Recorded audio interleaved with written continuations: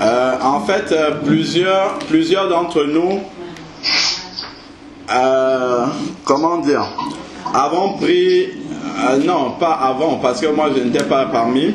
En fait, plusieurs d'entre vous avaient pris le bateau en marche, le train en route. Donc, il y a certains fondements que le Seigneur nous a conduits déjà à établir depuis le moment où on a commencé l'assemblée. Donc, il y a certains enseignements de base, par rapport à la fondation même, de comment est-ce que le culte doit se dérouler, par exemple. C'est un des sujets que nous avons abordé. Nous avons parlé de l'église, c'est quoi l'église biblique, ainsi de suite. On avait abordé le sujet des finances, ainsi de suite. Donc, je vais juste rappeler encore un des aspects justement du fondement même de la réunion chrétienne. C'est-à-dire que quand les enfants de Dieu se réunissent pour adorer le Seigneur, pour chercher la face de Dieu, le Seigneur nous donne dans sa parole la façon dont nous devons nous conduire, nous tenir dans la présence de Dieu. Et pour ça, on peut prendre 1 Corinthiens 14 qui nous explique exactement la façon dont nous devons nous conduire dans l'assemblée des saints. Alors, 1 Corinthiens chapitre 14.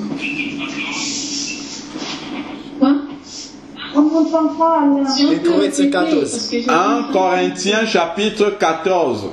De quoi? De qui? 1 Corinthiens chapitre 14. Fermez le micro, les soirées. Il y a quelqu'un. 1 Corinthiens chapitre 14. C'est bon, vous recevez ou pas? C'est bon. Je m'entends très très mal, Alain. Il y a des interférences. Il faut fermer les micros. Il y a des Les interférences. Il y a des interférences. Il faut fermer les micros. Fermer les micros? Il faut fermer les micros, oui. Tous les micros? Oui, sauf celui qui parle, bien sûr. Sauf celui Parce que ça fait des interférences, en effet. Alors, donc, prenons 1 Corinthiens 14, verset 26.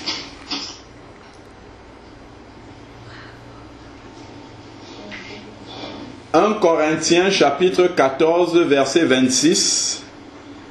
Donc, on a une introduction de comment la réunion des saints doit se passer. Donc, ça c'est l'ordre pendant le culte. Donc, c'est un rappel que je fais par rapport à la manière dont le culte doit se dérouler. Alors, il est dit, que faire donc, frères, lorsque vous vous assemblez, donc comme nous sommes réunis là, chacun a-t-il un cantique, une instruction, une révélation, une langue, une interprétation, que tout se fasse pour l'édification. Donc, lorsque nous venons dans la communion des saints, le but que nous recherchons, c'est édifier les autres. Ça c'est le fondement même. Parce que nous avons chacun une relation personnelle avec Dieu, dans notre culte personnel, où nous sommes connectés au Seigneur. Nous avons cette connexion-là avec le Seigneur.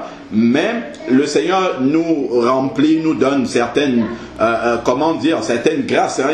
Il nous fait part de certaines grâces. Et maintenant, lorsque nous venons dans l'unité des enfants de Dieu, le but que nous recherchons, le but que nous visons, c'est vraiment d'apporter aux autres les grâces que nous avons reçues du Seigneur, pour que eux, ils en soient édifiés. Donc, ça c'est déjà le premier point, le premier aspect qui doit nous animer, qui doit c'est dans cette disposition de cœur là que nous devons justement venir participer, pas assister, mais participer à la réunion des saints. Voilà, donc c'est pour l'édification des autres. Alors, donc, maintenant, lorsqu'on est assemblé, c'est pas une seule personne. Déjà, frère, c'est au pluriel là. C'est pas une seule personne qui va chanter comme on a vu ou même prêcher la parole. Hein. Il faut pas que ça soit seulement moi. Si les frères sont là et qu'ils reçoivent quelque chose du Seigneur, ils doivent pouvoir l'apporter pour l'édification. Si quelqu'un a une instruction, une révélation, une parole de sagesse, une parole de connaissance, que la personne apporte, mais ça doit toujours être pour l'édification du corps. Donc ça c'est la première chose. Ensuite, maintenant, verset 27. Si l'un parle en langue, ça c'est un aspect qui n'est pas souvent bien expliqué dans les assemblées et qui est souvent très mal pratiqué d'ailleurs.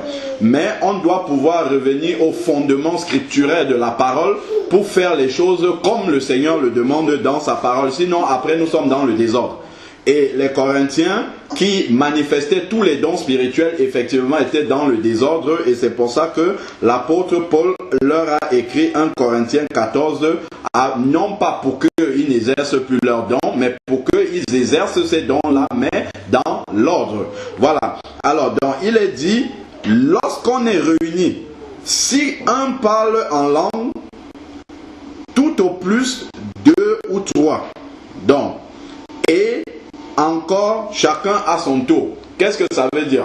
Ça veut dire effectivement que si nous sommes réunis en prière et que quelqu'un commence à parler en langue à haute voix, bon, ce qui est arrivé, la réaction normale des enfants de Dieu, Elvie, s'il te plaît, coupe ton micro, merci. Donc, la réaction normale des enfants de Dieu, ça doit être, lorsque la personne commence à parler en langue, nous, on commence à prier intérieurement pour demander au Seigneur l'interprétation de ce que nous sommes en train d'entendre. Parce que le Seigneur ne fait rien pour rien. S'il y a une langue qui arrive pendant le culte, ou bien la personne qui exerce ce don-là n'a pas bien discerné, en fait, la personne est en train de s'édifier elle-même, et puis on va voir comment ça doit se passer. Ou alors, si la personne parle à haute voix, si ça vient du Seigneur, ça veut dire que ça s'adresse à l'assemblée. Et si ça s'adresse à l'assemblée, l'assemblée doit pouvoir comprendre le message. Et comprendre le message, ça veut dire quoi? Ça veut dire qu'on doit pouvoir l'interpréter. On doit pouvoir dire, voilà, le Seigneur dit ça dans le message. Sinon, l'apôtre explique bien de quelle façon est-ce qu'on doit gérer dans ce sens-là. Parce que pourquoi il faut qu'il y ait l'interprétation? Pour pouvoir édifier justement le peuple. Sinon, le fait de parler en langue, ça n'édifie pas le peuple. Et justement, comme nous dit le verset 4, 1 Corinthiens 14, verset 4, celui qui parle en langue s'édifie lui-même. Donc, celui qui est en train de parler en langue et qui n'interprète pas, en fait, il s'édifie lui-même. Donc, s'il le fait pendant le culte, c'est comme s'il manifestait un don de façon égoïste, parce que ce n'est pas pour l'édification. Si les autres ne comprennent pas ce qu'il est en train de dire, il n'est pas en train d'édifier l'Église. Voilà. Si je prends le verset juste avant, verset 2, 1 Corinthiens 14, verset 2 dit, en effet, celui qui parle en langue ne parle pas aux hommes, mais à Dieu, car personne ne le comprend, et c'est en esprit qu'il dit des mystères. Donc, il n'est pas en train de parler aux hommes, mais il parle à Dieu, et c'est en esprit qu'il dit des mystères. Donc, seul Dieu comprend ce qu'il est en train de dire s'il n'y a pas d'interprétation. Donc, pour que le peuple qui est là comprennent ce que le frère ou la sœur qui est en train d'exercer le parler en langue dit, il faut qu'il y ait une interprétation, ou bien c'est le frère ou la sœur elle-même qui reçoit l'interprétation, ou bien c'est un autre enfant de Dieu. Bernadette, s'il te plaît, coupe ton micro, pardon. Donc, ou bien c'est un autre enfant de Dieu qui est dans l'assemblée qui reçoit l'interprétation, mais dans tous les cas, il faut qu'il y ait l'interprétation. Pourquoi? Parce que comme la parole de Dieu nous dit dans Isaïe 55, la parole de Dieu ne sort pas sans accomplir sa volonté. Mais pour que la volonté de Dieu soit accomplie, il faut que le destinataire du message le reçoive. Or, Or, si le destinataire ne comprend pas ce que Dieu dit, il ne peut donc pas recevoir ce message-là. Donc, c'est pour ça que l'apôtre intervient dans ce sens-là. Donc, on continue. Verset, nous sommes à 1 Corinthiens 14, verset 27. Donc, il est dit, si l'un parle en langue tout au plus 2 ou 3, et chacun à son tour.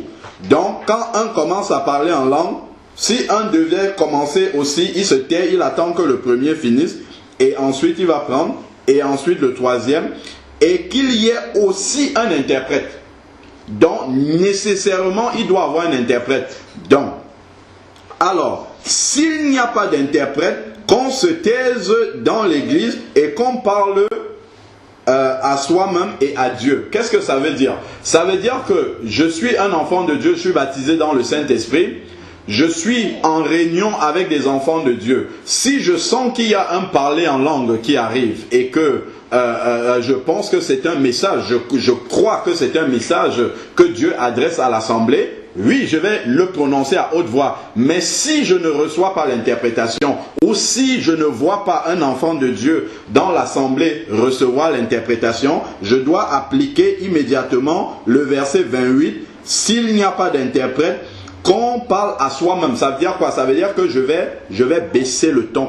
Je vais directement baisser parce que j'ai compris en fait que le don que je manifeste ne s'adresse pas à l'assemblée. Donc je vais baisser la voix et justement m'adresser à Dieu, mais à basse voix. Mais si le don est manifesté de façon audible comme ça, il faut impérativement qu'il y ait une interprétation parce que c'est une prophétie en fait qui est donnée à l'église mais en langue.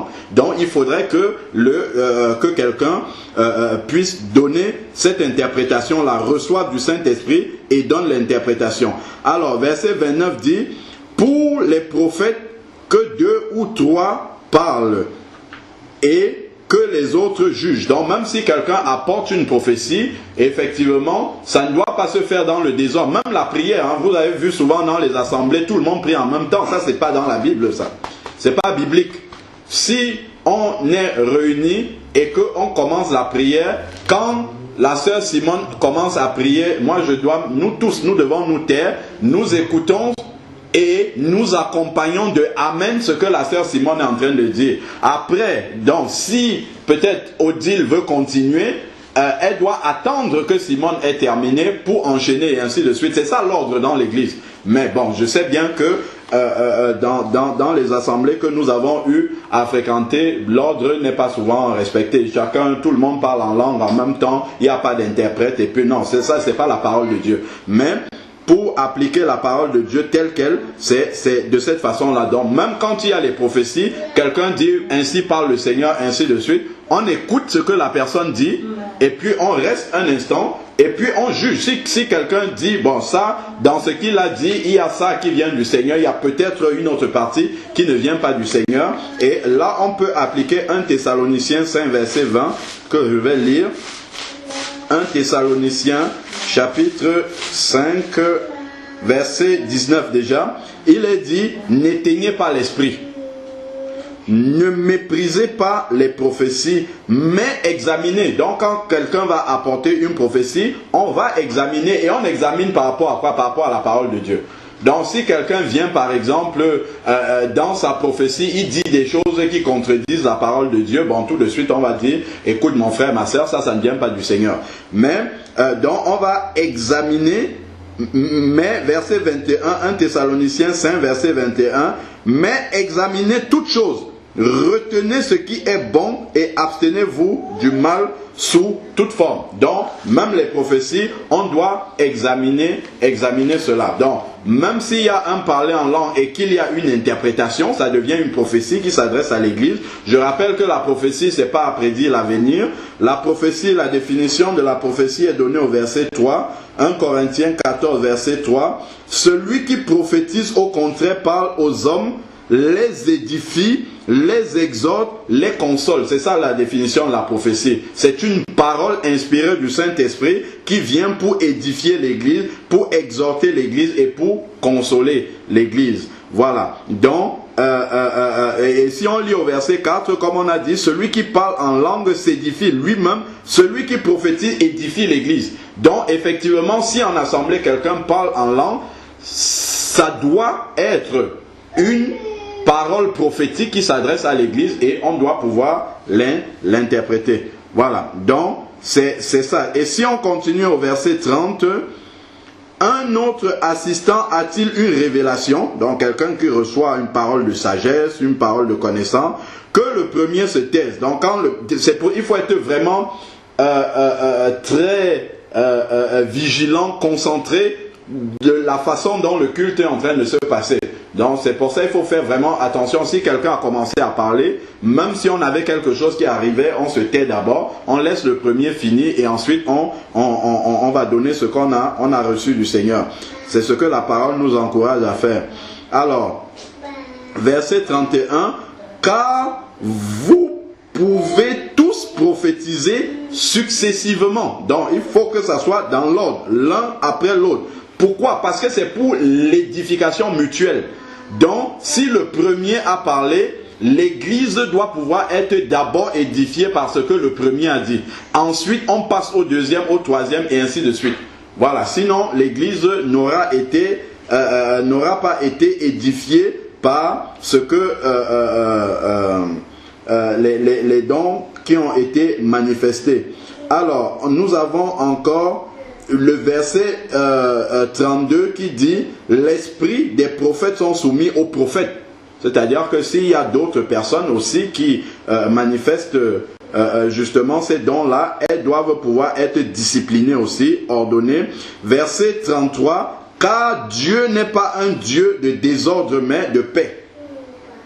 Voilà, donc ça c'est ce que nous devons retenir. Et il y a aussi, alors, un autre verset que je voudrais lire. Voilà, c'est le verset 18 où l'apôtre dit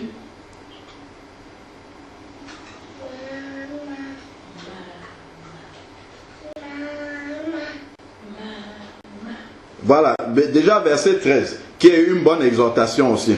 L'apôtre dit au verset 13, c'est pourquoi que celui qui parle en langue prie afin de pouvoir interpréter. Que lui-même il prie pour pouvoir interpréter, mais que les autres aussi à côté prient pendant que la personne est en train de manifester le don pour pouvoir interpréter afin que ça puisse édifier l'église. Parce que quand on est réunis, c'est vraiment pour s'édifier les uns les autres. Alors ensuite il dit, verset 14, car si je prie en langue, mon esprit est en prière, mais mon intelligence demeure stérile. Que faire donc? Je prierai par l'esprit, mais je prierai aussi avec mon intelligence, je chanterai par l'esprit, ainsi de suite. Et ensuite, il va dire, maintenant au verset 18, je rends grâce à Dieu de ce que je parle en langue plus que vous tous.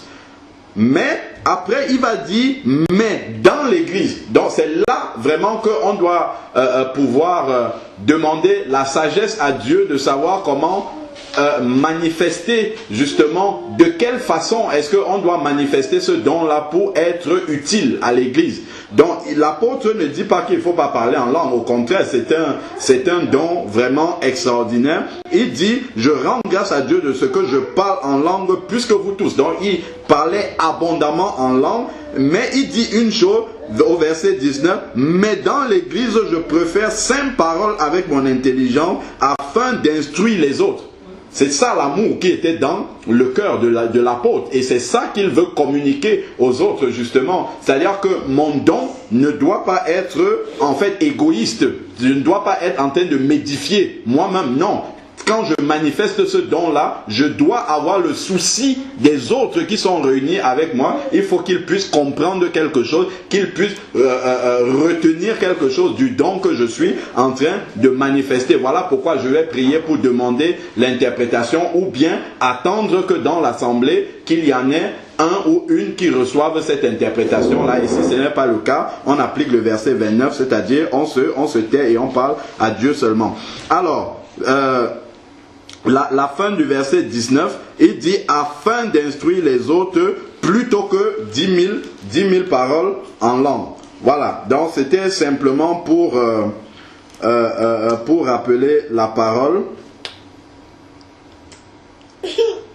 afin que nous puissions marcher. Après, si vous lisez dans les détails, il y a encore beaucoup d'exhortations par rapport à la manifestation du don des langues en assemblée.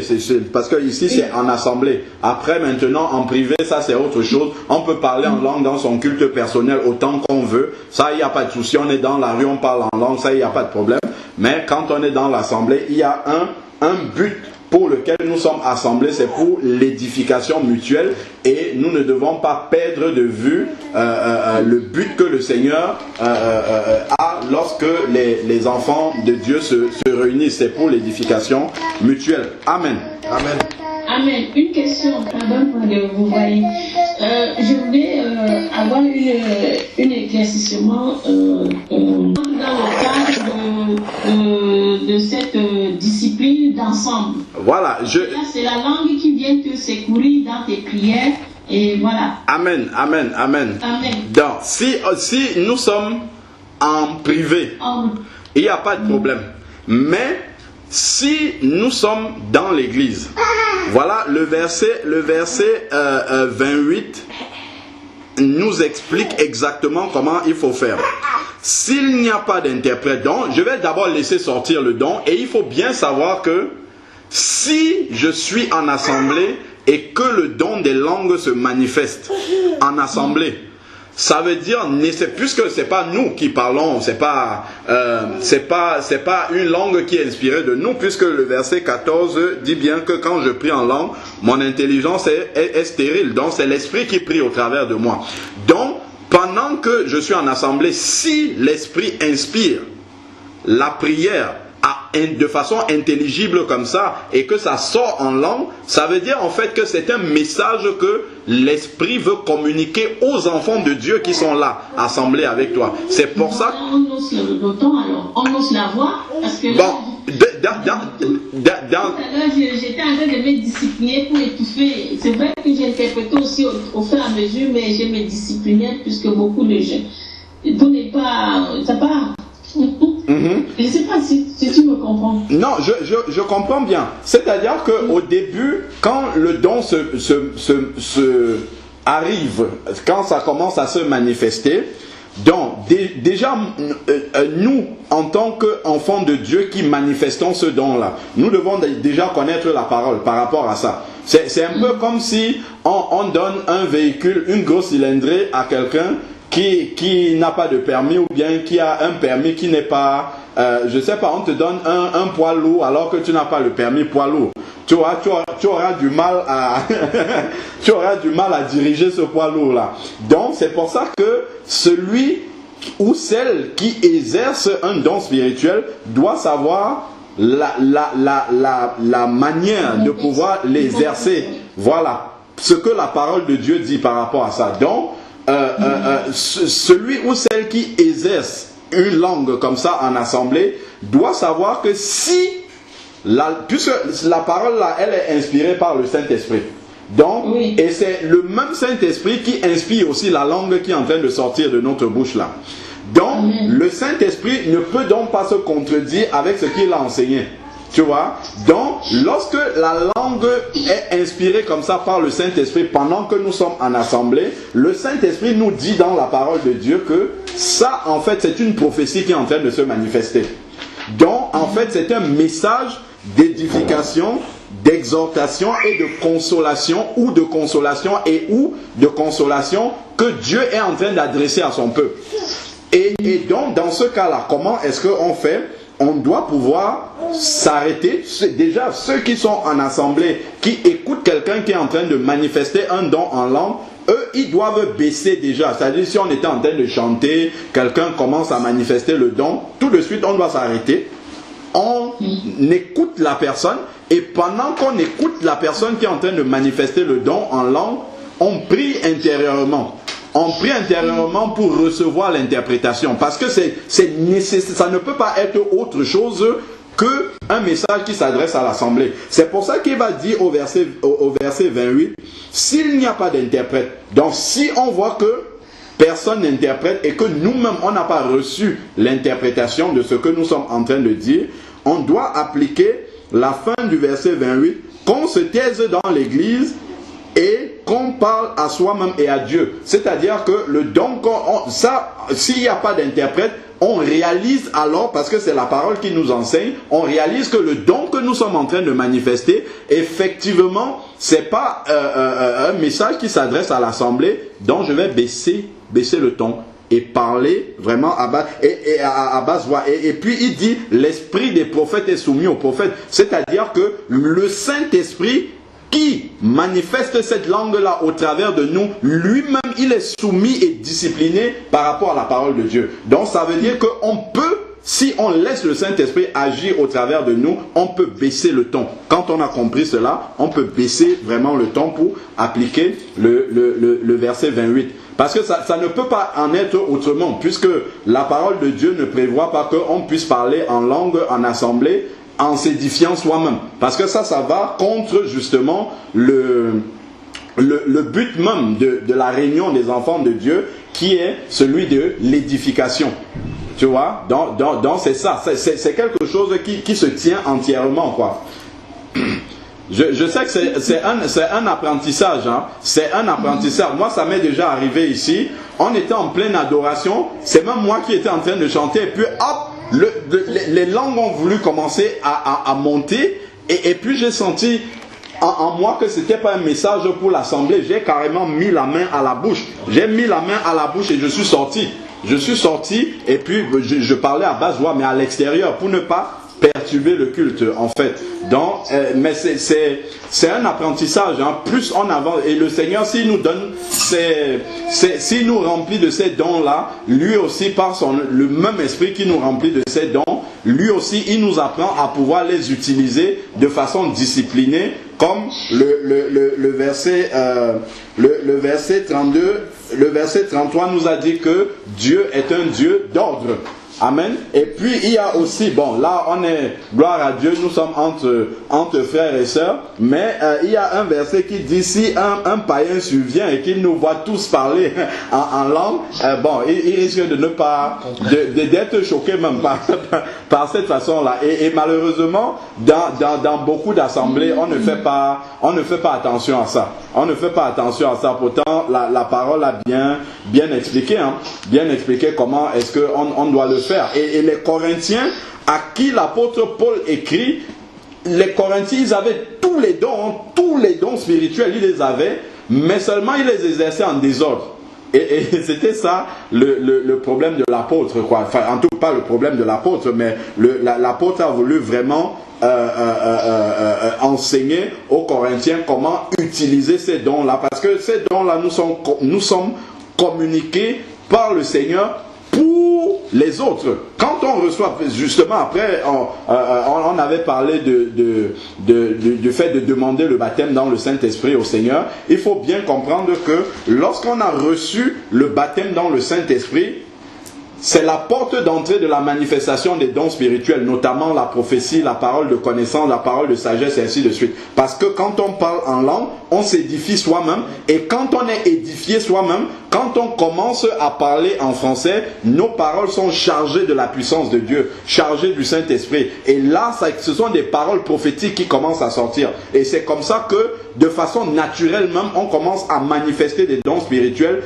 sans même réaliser que c'est ce que nous sommes en train de faire. Donc vous allez voir quelqu'un qui prie en langue et qui va commencer à interpréter sans même prendre des formules du style « ainsi parle le Seigneur ». Non, il parle en langue et après il commence à dire directement ce que cela signifie. Parce que justement, pendant qu'il parlait en langue, il s'est bien chargé et maintenant, lorsqu'il parle en français, il y a vraiment toute la puissance de Dieu et c'est la prophétie qui se manifeste. Donc, lorsque on demande le baptême dans le Saint-Esprit au Seigneur, il faut s'attendre à ce que la manifestation d'autres dons spirituels suivent. Mais ce qu'on doit bien réaliser, c'est que ce n'est pas pour nous. C'est pour l'édification du corps de Christ. Donc c'est par amour pour les autres qu'on va demander au Seigneur de nous remplir de ces dons-là, afin que nous puissions être utiles à son Église. utile aux autres pour l'édification du corps. Sinon, on va simplement être rempli de dons et ça va nous remplir d'orgueil. Alors que c'est pas ce que